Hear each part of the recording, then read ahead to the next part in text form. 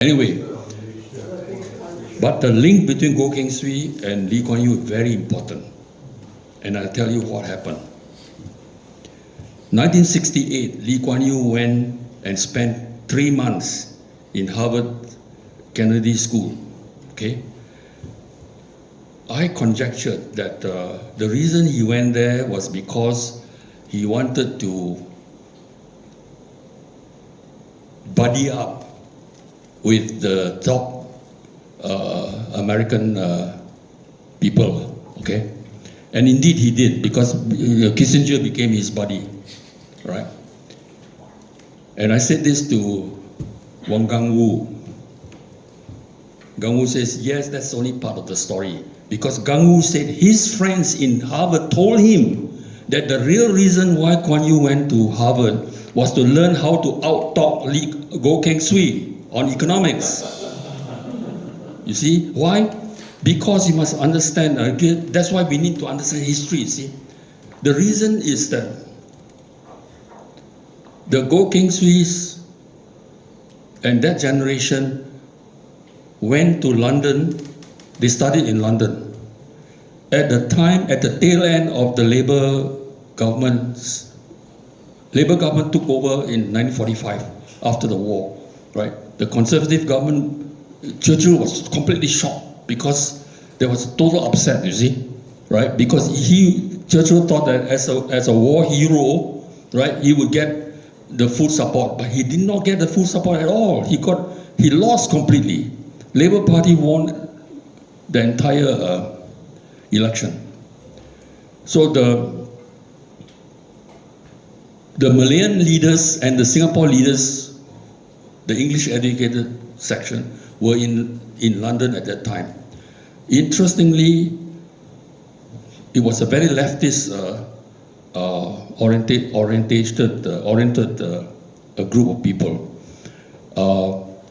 Keng Swee was in London School of Economics, which was very strongly influenced by John Maynard Keynes, who basically proposed the idea of a mixed economy in which social benefit and market economy coexisted, right? Regulated by government, okay?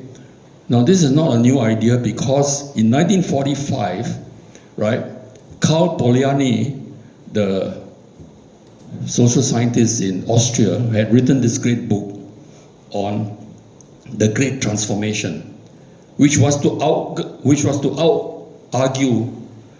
Friedrich Hayek's, right, other book, which was totally against socialism, arguing, and the book's title is The Road to Serfdom, right, arguing that if you go the socialist way, you will end up like Soviet Union, right, you become a servant of the state.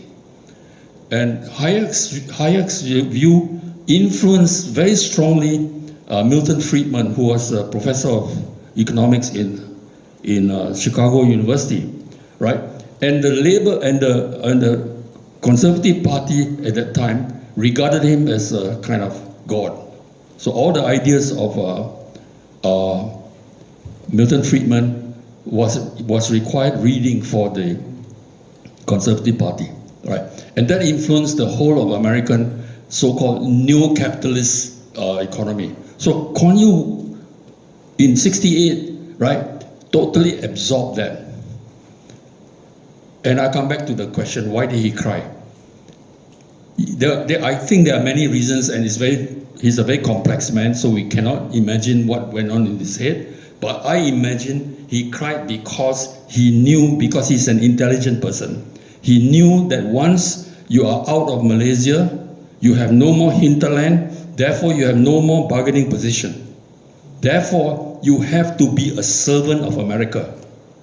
And so, the 1968 visit to the study trip to Harvard by Kuan Yew was to learn, right, how to be an effective instrument of American economy, right?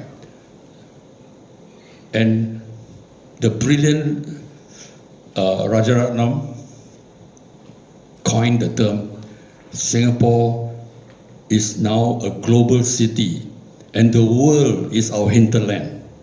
Okay? So this is how Singapore has become. All this while, we are a servant economy, and all Singaporeans must be trained to be a servant mentality. That means you never ask deep questions. You never protest. You obey. And then you will do well. And the word which Lawrence Wong even uses, they all use the same word, right? We have to be relevant. What does it mean to be relevant? To be relevant means you have to be a bloody good servant. That is the reality of Singapore.